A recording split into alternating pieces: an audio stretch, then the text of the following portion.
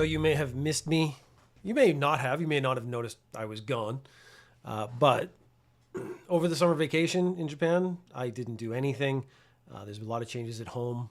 And one of the things I did was sort of reassess the podcasting because I'm paying for hosting, I'm paying for domain names and other stuff. I'm not really making any money off the podcast. Now, I don't really care about not making money, but I have to care about spending money on something I get no return on. So I will be making some format changes. I am, after this episode, going to roll Ninja News Japan into the same feed as C. McBee. Now, you as the listener might not have to do anything. So basically what's going to happen is maybe in a week or two, your podcast catcher is going to search for Ninja News Japan. It will be automatically redirected to the new feed. Now, the new feed is going to have C. McBee and Ninja News Japan in it. And if I come off with a side idea or just want to try something or do something, it's all going to just be in the one feed. So my recommendation is if you're not interested in C. McBee, just skip those episodes. I would actually prefer if you gave them a shot. I mean, they're pretty good. They've actually been improving since Jordan and I have been started talking to each other. But again, I can't. Some people are here for the news. Now, the people who listen to C. McBee, they're having the same problem. Maybe they don't care about the Ninja News Japan episodes. Someone's not going to be happy. I mean, that's really the short version, and I know it. But I pay for hosting, and I don't want to pay for that anymore. So I found a free host that would do like one feed. I can redirect everything over to there. I'm not going to hold myself to a strict schedule. So Ninja News Japan might be just when there's interesting stories, might be once a month, might be twice a month. I don't know yet because I'm trying to balance out like 5 different projects I want to do, and I want to do all of them, which means I have to commit to doing a little bit of everything as opposed to just one thing. I don't know. It's the problem of having many things you want to try and many things you want to do, and just not having the time to do everything you want. Because the dream for me would be Monday, this podcast, Tuesday, write on a book, Wednesday, just do experiments, make t-shirts or something like that, like learn graphic design. A day for learning. I'm trying to learn how to get this AI thing to post links automatically because I'm really bad at social media and I keep forgetting or missing certain spaces where people could be notified about. Like, I just went live. I don't know if anyone got a notification for it. And so hopefully AI can do that for me. It's the only thing I can see AI being useful for me in my life would be doing the dirty work I don't want to do, begging for people to come and listen to my stupid voice and thoughts. Stupid voice and stupid thoughts. I don't want to make those mutually exclusive. Yeah, so there's going to be changes coming up. I did want to make sure there was a final clean Ninja News Japan on its own feed so that anyone who does listen to it, they want to get super upset, they can just quit. I don't know why I'm making it as easy as possible for people to abandon the podcast. I'm not doing that, but I think I have a sense of understanding of like people don't like change. And so I'm prepping you that there is going to be a change. But I think the change will be better in the long run. I think the Ninja News Japan episodes will be more focused. The problem I've been running with Ninja News Japan, we're like 370 some episodes. So we're talking like 6 years, 7 years, maybe more. You do about 50 episodes a year. I think I've said everything I can about the stories that come up regularly. Like the stealing panties off someone's balcony and then they go to the guy's house and he's got like 1 million bags of like vacuum packed panties. Like I had a lot to say the first time I read that story. I don't have a lot to say about it anymore, except the same thing I said before. So my natural instinct is, well, I'm not going to talk about that. But then how picky am I going to be about the news? So that's the problem is I want to talk about the stuff that is interesting, different, culturally appropriate, as opposed to just doing the same almost clickbaity story over and over again, hoping people see the word panties and then like want to listen to the podcast. It's integrity, but integrity is actually a great way to not get people to listen to your stuff. If I'm being really honest. So we're going to do this episode. It's going to be lovely. I've chosen some great stories over because I've had 3 weeks of stories to choose from. So I've chosen the ones that I was most interested in, that I would like to dig into a little more detail. Hopefully you feel the same way. Hopefully you come with me on the ride to the new podcast channel because you don't have to do anything. I also was thinking about like deleting all the YouTube videos, all the old ones, because nobody watches them. But I was like, again, the people who do SEO and stuff are like, well, it's better to have it there in case one takes off. I don't see that as being a realistic thing. Like, do you want to watch a video this 5 years old about news that was happening 5 years ago? I don't think so. So I think that should be rotated out after a while as well. Is irrelevant. This is just some of the stuff that was going on in my life over the last 3 weeks because of big holiday stuff. And yeah, I needed to reorganize my life. It's something you should do every now and then as well. Sit down and go like, is there anything I want to change? Anything I want to do more? Anything I want to do less? I want to keep doing podcasts. I love doing podcasts. I want them to be better. So I don't want to get any feeling of burnout or lag or redundancy in my efforts. So that's just to put that right up front. You could stop and just not listen to the rest of this episode. This is the very weird Chunk of Beef Chest attitude towards telling people stuff. Is like, you don't have to do anything. You don't have to listen. You don't have to join. You don't have to. But I have a lot of projects I'm working on, and I want to spend a fair amount of time on all of them, which means reducing some of the stuff that takes the most time. The Japanese Air Self-Defense Force, so this is like the Air Force for Japan, they have a mascot, which I didn't know about, but it's actually been retired. He was retired, I think, in 2 years ago in 2024. It is odd looking. It's a furry looking anime cat boy. So we had a story a couple months ago, and it was like an AI generated elephant with a machine gun that this like unit used as their patch, but they ended up not using it because it was, weirdly offensive. Furry cat boy, that doesn't match my image of the Air Force either. So I think there's a real balance issue going on with the people who are designing these like mascots and logos. But this cat boy called Omaneko was apparently very popular. They did in recruiting posters, commercials, all this other stuff. And anime is a great way to communicate to people in Japan. They are just very attuned to it. It's just a really natural way. Make a cute character, communicate to your audience with a cute character. Everybody's happy. But maybe you were really into Omaneko and you were really into the cat boy that represented the Air Self-Defense Force in Japan. Well, he's not gone because they are making a figurine that you can buy. So this is going to be like a figure. It's going to be posable and stuff. What does it come with? It comes with a rifle, boots, camo jacket, digital camo jacket, and it's like a sky colored. It's all sort of blue themed because it's the Air Force. Digital camo, my understanding is it's actually been proven to not be very good, but I don't know. It's just internet news, so I don't know if that's true. They will have 4 faces you can choose from. So face plates you could pull off and put on. So you have 4 expressions to choose from and 7 different hands. So holding things, doing peace symbol. I don't know what else they will actually do. For the figurine, it will cost 9,460 yen. But you can only buy it if you're in Japan. So I could buy one. You need a person in Japan's residency to send it to. So these are going on sale. They're pre-ordering now. So if you would like one, if you would like your Omaneko figurine, if you send me, see, like here you go. This is integrity. I'm not trying to make a profit off this. But then I was like, oh, maybe I can provide a service. I could order it for people, send it to my house. And then if you send me your address, I'll send it to you. And then I'm like, immediately didn't think about making a profit. But yeah, if it's 10,000 yen, I would also have to pay postage. So you're going to have to cover the postage, of course. I'm not going to like pay for your postage for your figurine. Throw me 1,000 yen, 2,000 yen, 10% markup. That seems pretty good. I mean, I'd be willing to do that. If it just comes to my house, I just have to repackage it and send it on again. That's not too much work for me. So I'd be willing to do that. So you can send me a message on all the channels, or you can send a message to chunkandbeefchest@gmail.com. If you want an Omaneko figurine, 10,000 yen, plus whatever we work out with postage and a little bump up for me. And there's my new business is scalping figurines. I wouldn't be doing that. I would not. Again, integrity is going to be the new catchphrase of Ninja Japan. We have integrity. That's why it's boring. But yeah, I would order one and get it for you if I can. They might put a restriction on it, so it would be like maybe only 1 per household. I could probably get 2 or 3 sending to my friends' houses, but I mean, I don't think anyone's going to take me up on this offer because it's a weird little furry cat boy, but there might be the one person out there who wants it. Send a message and I'll try to do that for you. There's a story that's come up dozens of times over the last few weeks. The temperature in Japan has gone insane. The office I work in, the air conditioner broke the other day, right when we were coming back from the holiday.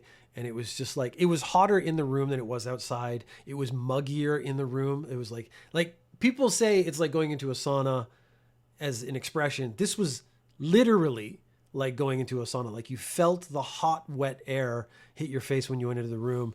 You immediately started sweating. It was disgusting. All I can do is hope they fix that right away.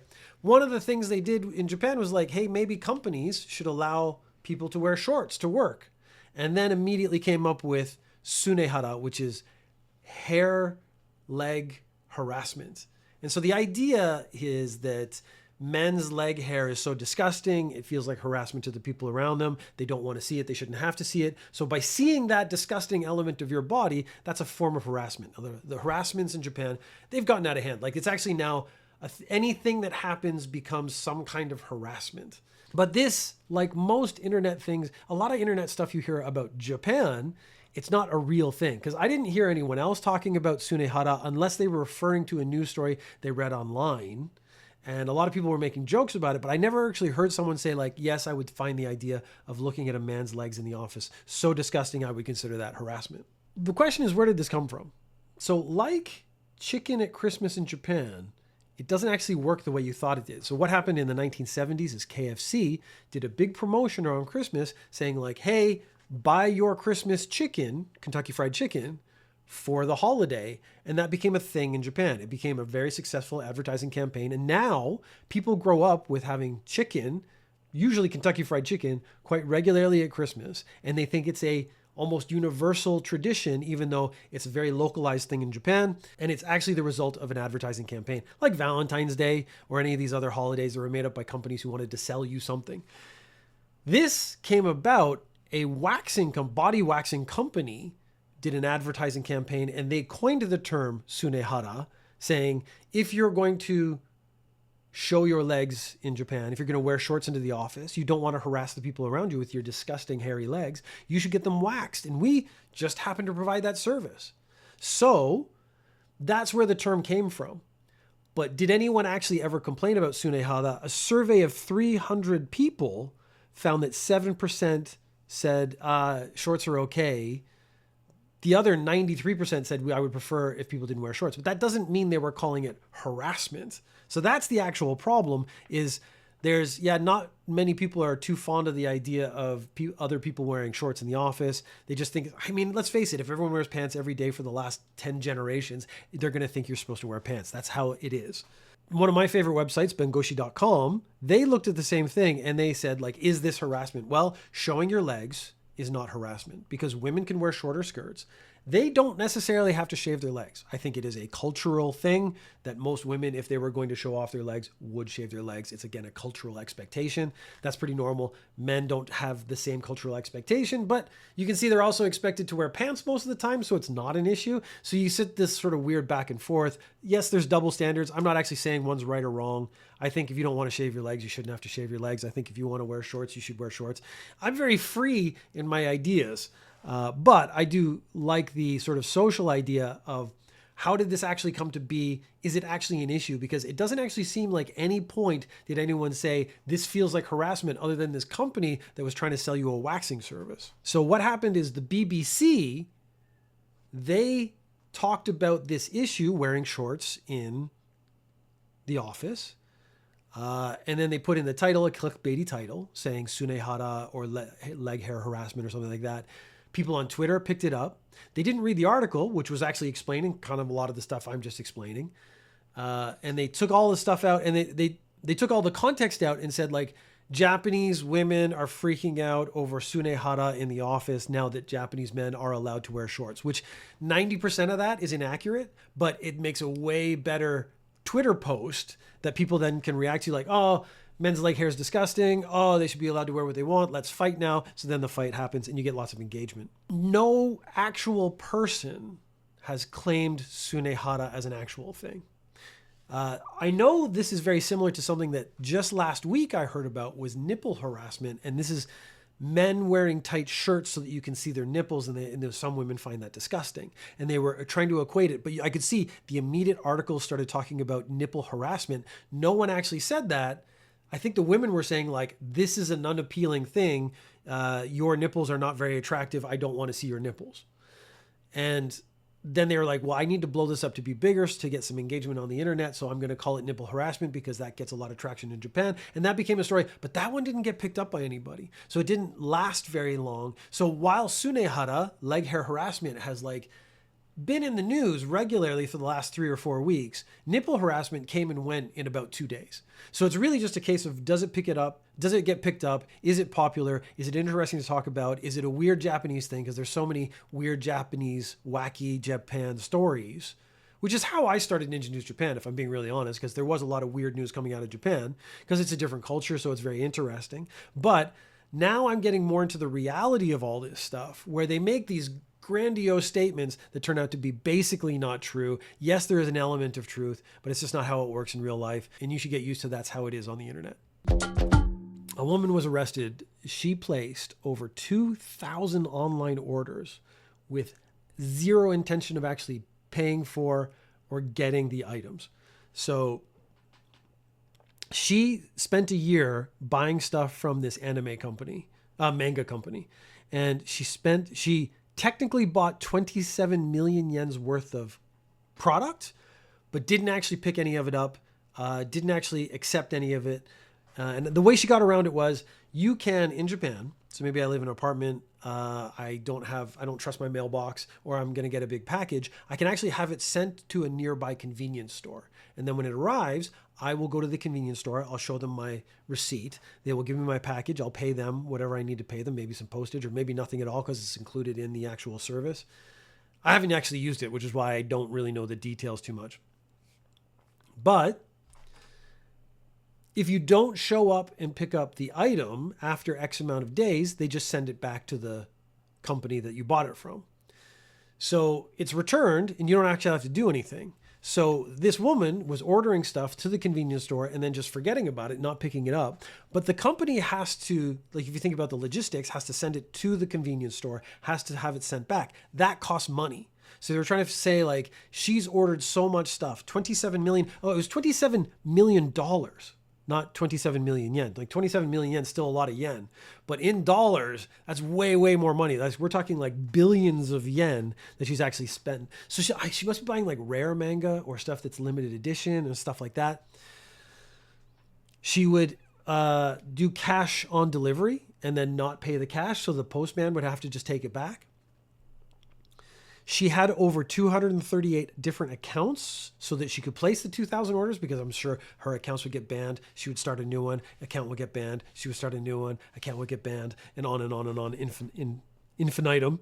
They're estimating that the logistics cost up to 7.5 million yen alone.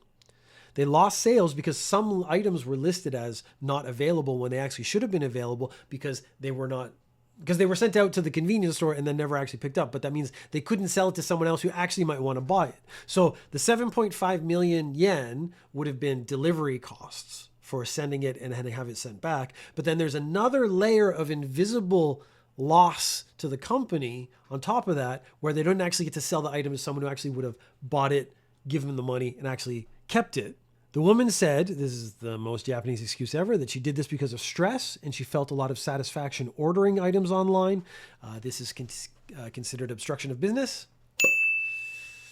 And of course she was arrested, and it'll be interesting to see if she gets in trouble, how much trouble she actually gets in, because I don't see them doing jail time, maybe some fines, maybe she has to pay back the 7.5 million yen.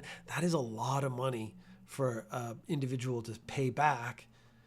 But I think that actually might be fair and she might stop doing it. There is a website that came out just quite recently that you could go, and it sort of mimicked an online retailer, and you never spent any money. You just pretend to buy stuff. You never put in a credit card, and you get sort of the satisfaction of buying stuff without actually losing any money or causing trouble to another company like this. So it means you don't get arrested. So this seems like the actual website designed for this kind of person who gets a certain satisfaction from buying stuff on the internet. But if you knew it was fake, would it still be satisfying? I don't suffer from this kind of stress, so I don't know the answer. Like if you knew it was not real, would it be the same? Because my feeling is that it wouldn't be. A former world boxing champion. He got married back in 2015. And it didn't really go well. They weren't well suited for each other. So they separated pretty quickly. By 2022, they were living apart, but they were still technically married. The woman, the wife in this case, did not want to get divorced because she wanted, if something happened to him, she would get all his money. He is a world champion, so I don't know how much money he has, but he runs a gym. He's probably got like the money from the purse of the fights he's won. So he's probably well off. The boxer moved in with his mistress slash model slash receptionist. So, you know, that's a very natural progression that you have a receptionist who's really hot in your gym and he's paying the money. So they shack up together. But they are together from about 2022. So they've been together for quite a few years, but not married because they're still not divorced. So they can't get married, although they can live together.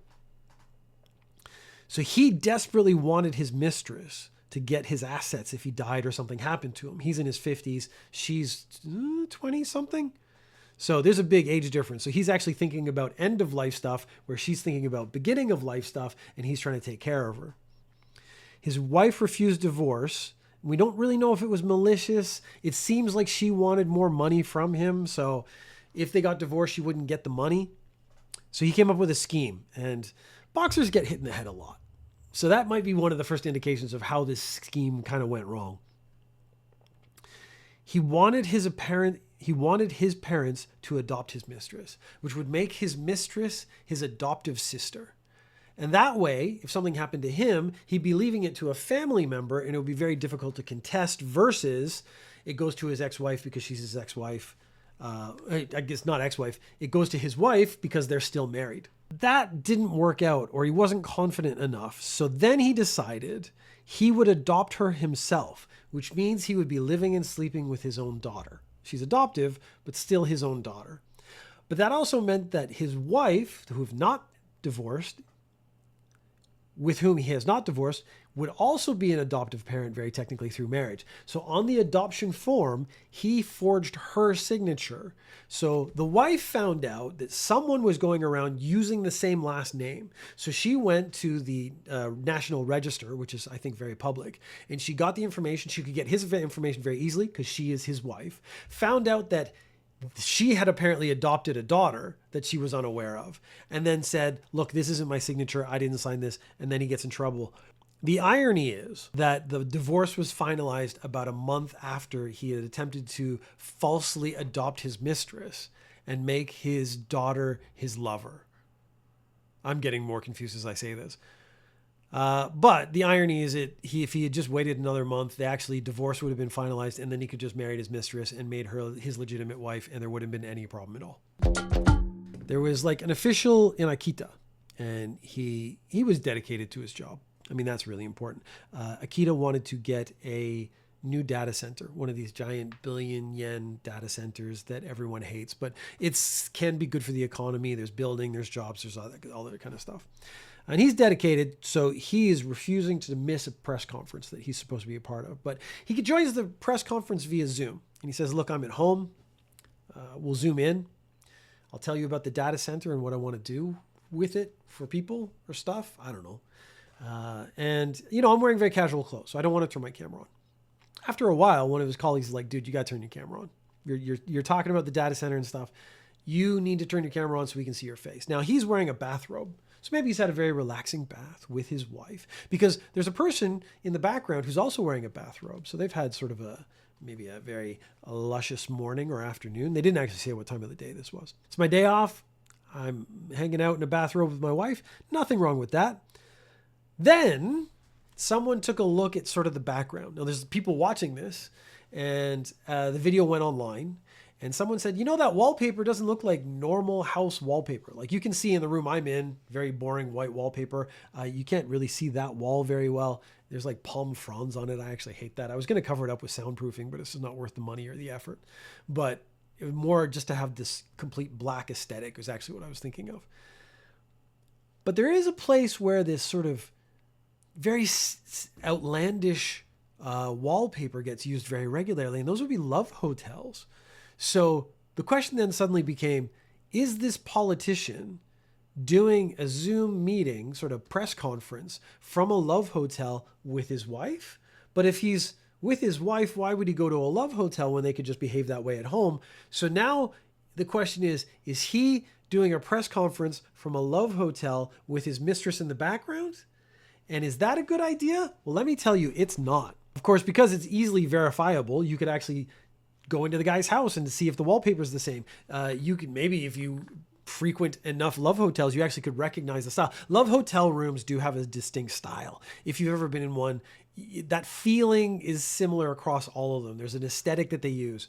Then someone's like, look, I'm going to call your house if you don't come clean with what's going on right now. And he had to admit that he was at a love hotel with his mistress. He was demoted and got a 6-month suspension. And then he probably had to go home and tell his wife why he was suspended for 6 months if she didn't hear the story directly. And that's got to be a really rough day. Soaplands are a very weird thing in Japan. I've never been to one. So I'm never going to go to one. What it is you go in, it's usually directed towards men, and you get a massage, and it's like you get like oil or sort of lotion massage. And the videos you'll see, the documentaries, life videos you see on the internet generally have a nude or near nude woman rubbing her body up and down on you, and that's the nude massage, if you want to look up that category. I never saw that as being good. The thing is, I'm always got a certain amount of physical pain, so I actually want a real massage. And if I choose a masseuse, I'm going to choose like the biggest man with the biggest man hands there so that he can massage me properly. So for me, massage is not really a sexual thing that often. For me, it's like a real pain relief thing to try to get my body back in order. But this is a very popular thing. Now, people will tell you the massage ends in intercourse of some sort, but then that seems a lot like prostitution. You pay for something, you get something else, things happen, bodily fluids are exchanged, I don't know. But the way they get around this is very gray. So what happens is you pay for the massage, and the idea is that the woman likes you so much, she has sex with you voluntarily. So the sex part isn't being paid for because that's voluntary. It's the massage is what you're paying for. And this very legally, I think we all know that's not true, very legally counts. So that's how these companies, these soap and places have been able to basically keep going year after year after year because they've been around for 30, 40, 50 years, who knows. Now, the reason this became a story is a woman went to work. She had a 39 degrees Celsius fever. So that's like 102 degrees Fahrenheit for our American friends. And she's like, look, I'm sick. I'm trying to tough it out. It was a training thing. I don't know what kind of training you would actually do because I don't expect these to be professional masseuses because I think that's why no one is going there. So I don't know what they were training in, maybe just like customer service, that kind of thing, or how to make sure you get around the rules because that's actually very important if you're actually running this business. But then the person training them said, like, look, you are clearly sick. You should go home. So they went home. But then someone else from the same soap line calls. That's not acceptable. You're fired. So they got fired. So what does she do? Well, she wants to get her revenge because she was sent home by the person training her. Fair enough. Then she calls the police and she says, I didn't have sex because I love my customers so much. I ended up having sex with them because I was getting paid. And that was the whole thing. And now the police can actually go in and arrest. They arrest the guy who's running the soapland, 55-year-old man. And that's one of those things where you realize you have to keep, even if you're angry at your employees, if you're doing something illegal, you got to keep everyone very happy because it only takes one person to flip, to turn on you, to ruin the whole thing. And that is exactly what happened because he was rude to one of his employees. A police box is a very common thing in Japan. It's on corners in cities and stuff. There are these very tiny, tiny police stations, usually like a room in the front, maybe one or two rooms in the back. They have a meeting room and like a break room or something like that. They're not big buildings. They're just everywhere so that the police are readily available to you in your town or city or whatever. There's always police around. They received an anonymous tip that a male in his 30s and a female in her 20s were having inappropriate relationships at the police box because the police box only has 2, 3, maybe 4 police officers in it at any time. And they're there almost 24 hours a day. So, at night, at sort of peak hours, you might have the most people, but when it gets quiet, you're only going to have 1 or 2 cops there. They found out that they had boinked in a room that was set up for the police officers to take naps. They also had boinked in a room that was the storage room. And it also found out that they had had a relationship going back a couple of years. They'd worked together in a criminal division. Then they were both at the same police box. And he was married. She was single, but she knew he was married. So they're both kind of guilty of what they're doing here. Both apologized and then resigned. And again, that kind of relates back to my previous statement. If you're going to do this kind of thing, if you're going to behave this kind of way, you have to make sure the people around you either don't have a problem with it or you keep them happy enough that they won't say anything, because the instant someone says anything, it all falls apart.